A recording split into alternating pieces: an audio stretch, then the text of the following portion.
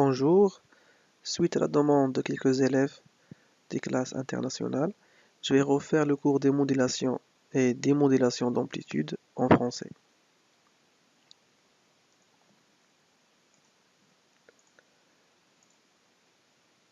Donc, on va commencer par le modulateur d'amplitude. Pour que la tension soit modulée en amplitude, il faut que son expression soit sous la forme. Donc il faut que U, la tension modulée, est égale à UMT cosinus de PFT. Ici on a enlevé la phase, juste pour simplifier les calculs. Donc vous remarquez ici que l'amplitude est une fonction de temps. Donc c'est ce qu'on appelle la modulation d'amplitude. Donc où UMT, l'amplitude de la tension modulée, on peut obtenir la tension modulée en amplitude en multipliant deux fonctions sinusoïdales. Donc on va prendre S de t, ça veut dire le signal, qui est égal à S max cosinus de PFS fois t. On va noter la fréquence du signal transporté Fs. La tension modulante ou le signal modulant est P de t, ça veut dire la porteuse. P, ce symbole de porteuse, qui est égal à P max de PFP fois t. Ici on a noté F majuscule, F minuscule, pour désigner les hautes fréquences et les basses fréquences. Donc, on va multiplier deux fonctions, US de t est égal à S de t fois P de t. Ça va nous donner P max S max cosinus de PFST fois cosinus de PFP fois t. On va poser ensuite que P max S max cosinus, tout cela c'est l'amplitude, parce que tout ce qui est devant le cosinus, on l'appelle amplitude maximale. Donc on pose M de t, P max S max cosinus de PFST, on obtient une tension sous la forme US est égal à U max cosinus de PFP fois t. Donc, pour réaliser une modulation d'amplitude, il faut faire la multiplication. Pour faire la multiplication en électricité, on va utiliser un multiplieur ou bien un circuit de type AD633 qui permet de réaliser ce produit. C'est un octapole qui contient 8 pôles. Il y a en général, on va utiliser seulement 2 entrées et en sortie. Les autres vont servir à l'alimentation ou bien à la masse. Entrée 1, on va entrer la tension S de t. Pour l'entrée E2, on va entrer la fonction P de t. Et à la sortie, on va avoir la tension modulée US de t. Ici, la multiplication va être aussi associée à un coefficient K qui est en constante de proportionnalité propre à la fonction ou bien au circuit intégré qui va faire la multiplication. Donc, comment on va réaliser cette modulation d'amplitude? Donc, on a dit qu'on va appliquer une tension à l'entrée 1 est égale à St plus E0. Avec E0, on va l'appeler une tension de décalage. C'est une tension qui est continue. La deuxième entrée, on va entrer la fonction P de t, la porteuse, et à la sortie, on va revoir S de t. Pour avoir les différentes formes, ici, comme vous voyez, de gauche à droite, on a la fonction S de t plus U0. Donc vous voyez que la tension est décalée vers le haut, donc elle n'est plus symétrique par rapport à l'axe de temps, avec une tension U0. Ici vous voyez la valeur de S max,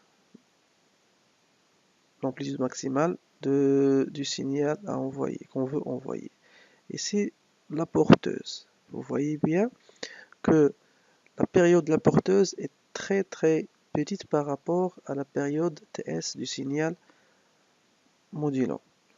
Ça veut dire que la fréquence ici est très élevée par rapport à la fréquence du signal S de t. À la sortie, on va retrouver la fonction US de t. Comme vous voyez, on a gardé le même temps ici, Tp, mais l'amplitude n'est plus constante. Ça correspond bien aux variations de la fonction S de t. Si vous voyez, lorsque la tension ici est maximale, on voit aussi ici l'amplitude est maximale. Lorsqu'il diminue, il diminue aussi avec le temps. Donc vous voyez que l'enveloppe de US de t et suit les variations du signal modulant. Donc l'expression de la tension modulée en amplitude. Donc à l'entrée, comme on a dit, on a S de t plus U0. Donc on va reprendre la même expression, S max cosinus de PFST plus U0. Pour la porteuse, P max cosinus de PFPT, on va faire la multiplication des deux fonctions ici. Alors on va isoler l'amplitude ici qui est devant le cosinus. On voit bien que US de t, comme on dit, est une fonction affine de la tension modulante. Parce que ici la fonction modulante S de t est inclus dans l'amplitude. Donc on peut dire ici que la modulation d'amplitude, son principe c'est de rendre l'amplitude de la tension porteuse une fonction affine de la tension modulante. Alors l'amplitude s'écrit sous la forme Kp max S max cosinus de PFST plus U0. On peut mettre par exemple U0 en facteur. Si on met U0 en facteur, ça va nous laisser un terme ici, S max sur S0 devant le cosinus. Ce terme-là, on va lui donner un nom, c'est le M. On va le nommer taux de modulation, ce qui nous va permettre de calculer ou bien de trouver la qualité de la modulation. Donc on va poser comme constante A, c'est Kp max U0, le taux de modulation c'est S max sur U0, donc l'amplitude devient M de t est égal à A fois M cosinus de PFPS plus 1, où on a dit que M est le taux de modulation. Donc on a vu que la tension ou bien l'amplitude à la sortie, il varie entre deux valeurs, une valeur maximale et une valeur minimale. On voit bien ici que le cosinus, c'est le seul variable qui existe ici. On sait très bien que le cosinus varie entre moins 1 et 1. Donc on obtiendra la valeur maximale de l'amplitude lorsque le cosinus est égal à 1. Et on obtiendra la valeur minimale lorsque le cosinus prend la valeur moins 1. Dans ce cas, UM max c'est AM plus 1 avec cos égal à 1. Et UM minimal c'est A moins M plus 1 dans le cas où le cosinus est égal à moins 1.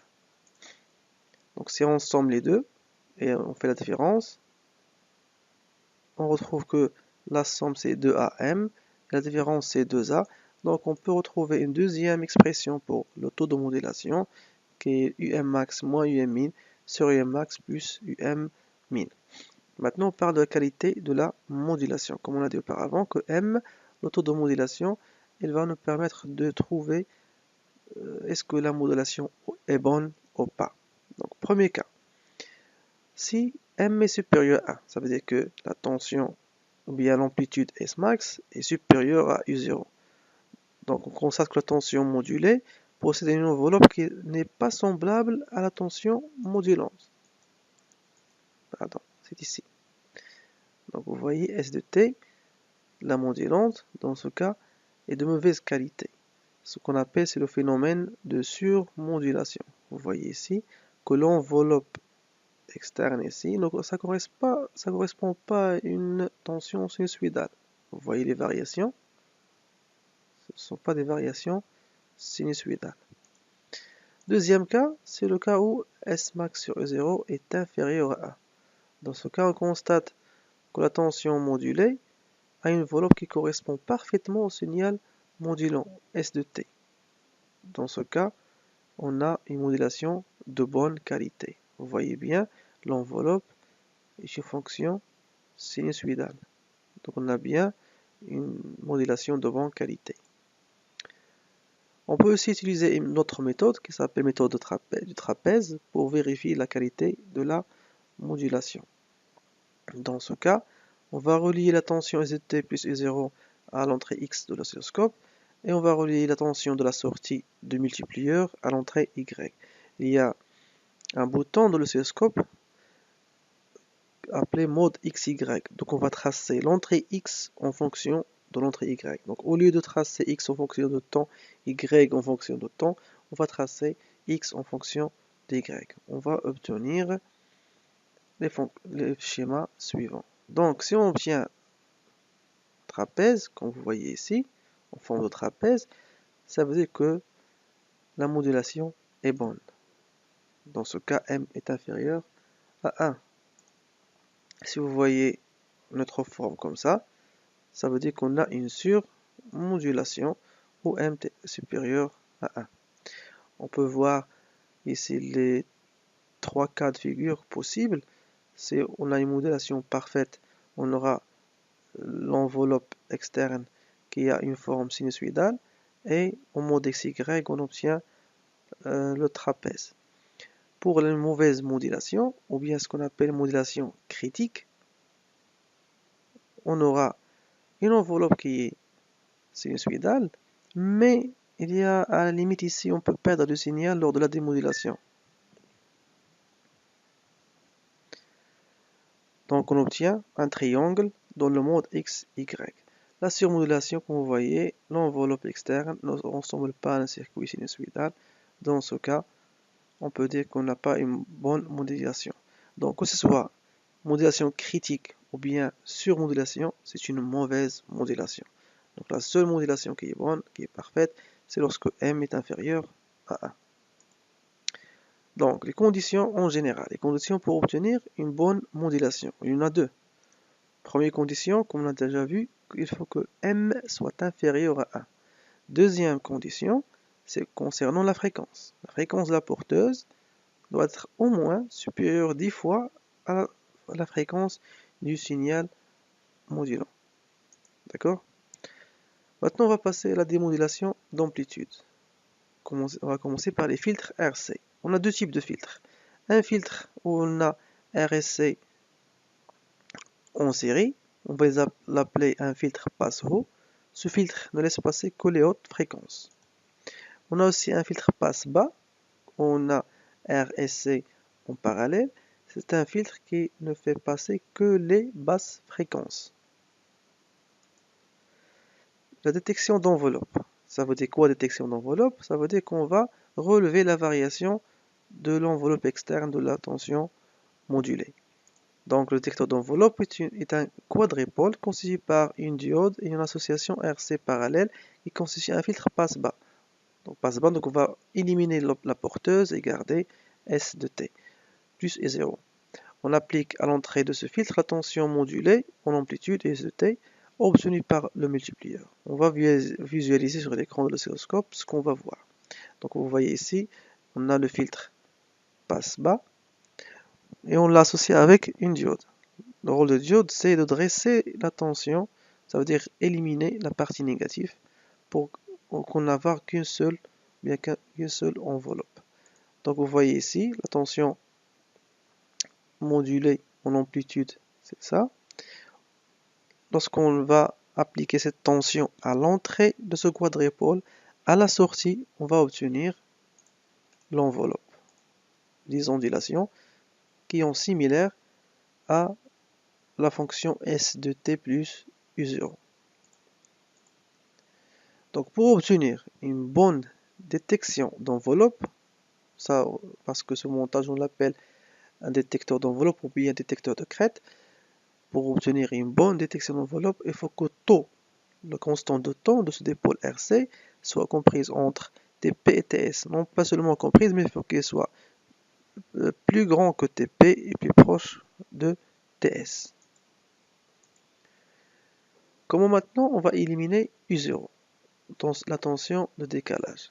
On va utiliser le filtre passe-haut. Donc on ajoute à la sortie détecteur d'enveloppe un dipôle R'C' en série qui constitue un filtre passe-haut qui élimine les tensions basse fréquence.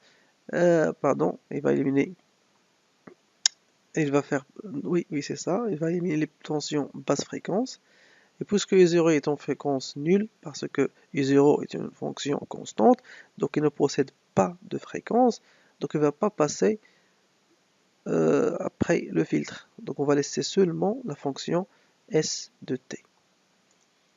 Donc elle est en violet ici, C''R'.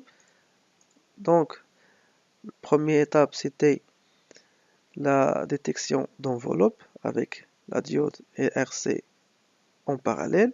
On a obtenu la tension SDT plus U0.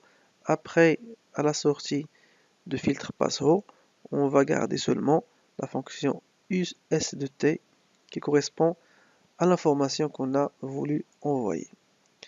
Maintenant, comment on va réaliser un récepteur radio? On va commencer par le filtre passe-bande. Le filtre passe-bande est un circuit LC relié à une antenne. Le rôle de l'antenne, c'est de recevoir les ondes électromagnétiques.